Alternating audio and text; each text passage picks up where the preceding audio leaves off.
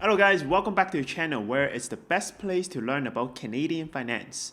Now, if it was a year ago and you asked me would the Canadian real estate market ever drop, this would have been my reaction. In fact, a couple weeks ago, a subscriber, Brent B, asked me the exact same question, and in my reply, I was pretty adamant saying that there's no way the real estate market could have dropped. But after he asked about this question, I actually thought about it more, and I realized there might be factors in play that I haven't considered before, and it could really affect the real estate market coming up.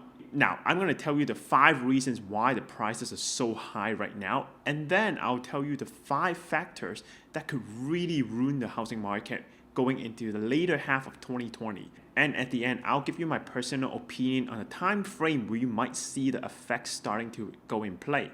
So, if you're wondering about will the Canadian housing bubble pop and when will it happen likely, keep watching this video. A lot of people have been commenting and saying that despite COVID-19 hitting and the economy is not doing well at all, the housing market really haven't seen a big crash yet. So let's go through the top 5 reasons why the housing market is still so expensive right now. The first reason is mortgage payment deferrals. Most banks have announced a 6 months deferral program back in March. They would put the mortgage payment back on top of your mortgage and accumulate interest that way. Now, this is not ideal because in the long run, you will end up paying more money. However, this really alleviated a lot of pressure on people that were impacted by the COVID-19. And this is why we haven't seen a lot of mortgage default, even though we have a record high unemployment rate right now. Now, second reason is the CERB offered by the Canadian government.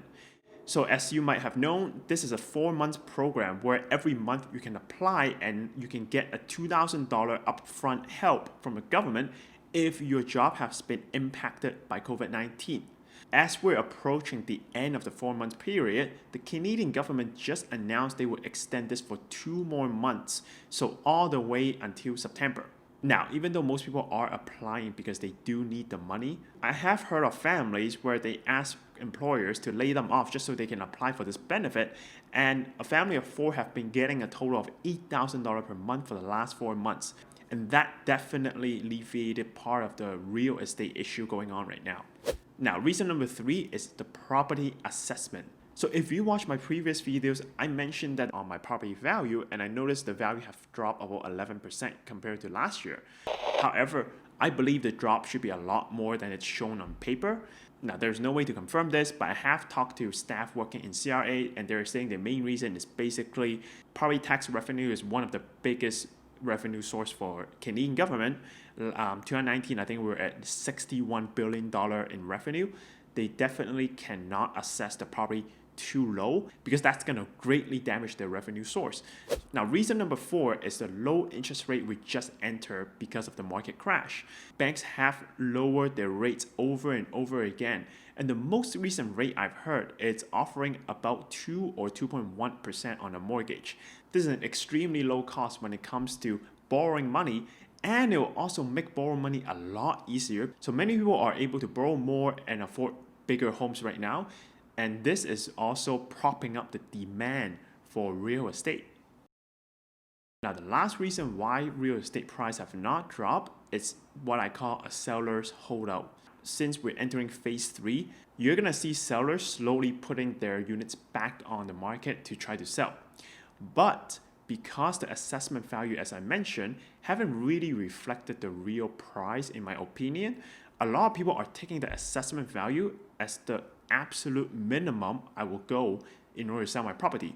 And in their mind, because rental market is so hot in Canada anyway, they might as well just hold on to the property as a rental or live there by themselves rather than selling at below assessment price. So for the moment, even if supply is getting more and more and demand is decreasing, the price is unlikely to drop at the moment because they rather hold out and wait until it turns into a seller's market again.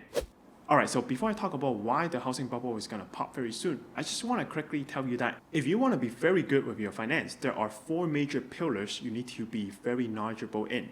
And today we're talking about the real estate pillar. Now, I've created a Facebook group where like-minded Canadians can learn about finance and share information. If you want extra content and info, make sure you request to join the Facebook group in the description below. Now, I'll be sharing with you 5 trends that are coming that would really counter the points I just listed and may really impact the real estate prices. So, trend number 1 is the second wave of COVID-19. Even though our borders are closed right now, there is still a chance we have a second wave inside Canada. Now, if that really happens, it's going to create a cascading effect. Not only is it going to impact the real estate market, it's also going to impact the unemployment, small businesses, and also impact the second trend that I'm about to mention. So trend number 2 is all the aids are coming to an end. I've just mentioned previously that the mortgage deferral is 6 months and the CERB have been extended. What that means is both of these programs are coming to an end in September unless they extend it further. Now, I can't imagine the bank going any longer without receiving any mortgage payment, so I don't see them extending this program. And I also been hearing different sources working inside the government saying that we're going to phase 3 right now and soon maybe phase 4 in September. The government is leaning towards not extending the CERB any further. And as we know, small business and employment is going to take time to correct. So there might be a gap in a period where people really can't afford paying their mortgage, paying for their home, and we might start to see foreclosure.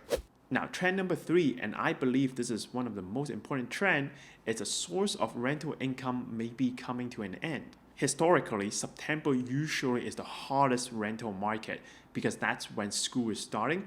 However, this year we could be seeing a complete different situation because back when there is COVID, all the classes have turned into online classes.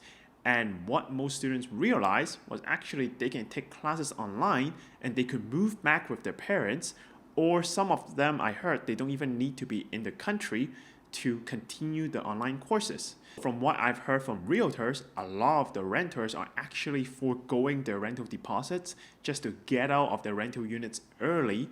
Now, student rentals actually make up at least a quarter of the total rental market. So if that's staying true and schools are going with the online courses in September, then we'll definitely see a huge drop in demand from the students. In fact, according to rental.ca, we're already starting to see this go into effect right now. Now, this is actually quite important, and at the end, I'll give you a conclusion how all the trends added together is going to create a lot of pressure on the real estate market. Moving on to trend number 4, we are seeing a record number of pre-sales completing in 2020. If you have watched my previous video, I've discussed an invisible pre-sale market crash that's happening online right now.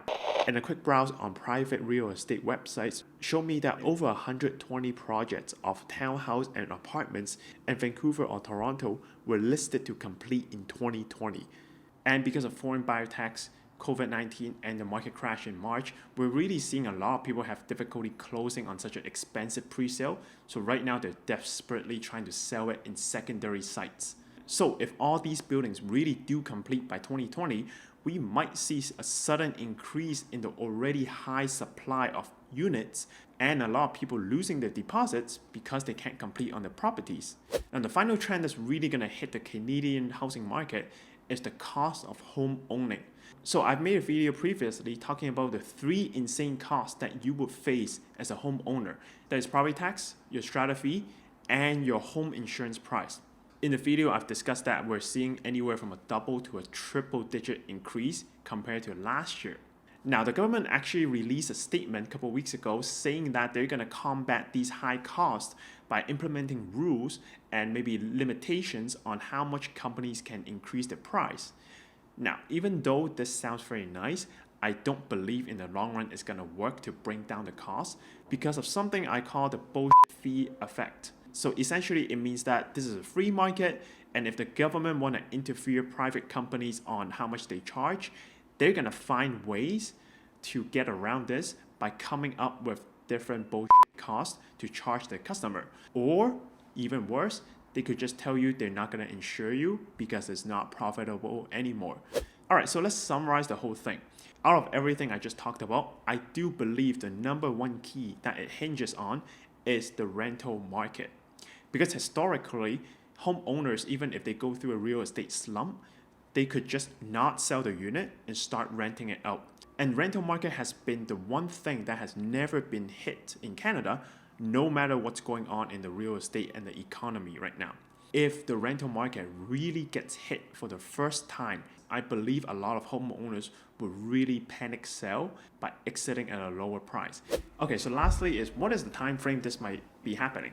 In my personal opinion, I think the earliest we'll see a slight effect is in September, but if we want to see the full effect in swing, I believe it could be 12 months from now, because historically real estate takes a very long time to react, and I do believe most sellers are going to try to hold out as long as possible before they really can't take it anymore. Now, you might be saying that in your area, houses are selling like hotcakes and it's totally different. So no matter where you are in Canada, let me know in the comment where you live and what's the real estate market looking like right now, and has there been any impact due to COVID-19? I'm really curious what's going on around Canada right now. Now, if you like these videos, I do post them every Tuesday, so make sure you like, comment, and subscribe to my channel so you will get more of these in the future. Alright, this is Jackie Ko. I hope you found this interesting. I'll see you next Tuesday. Bye!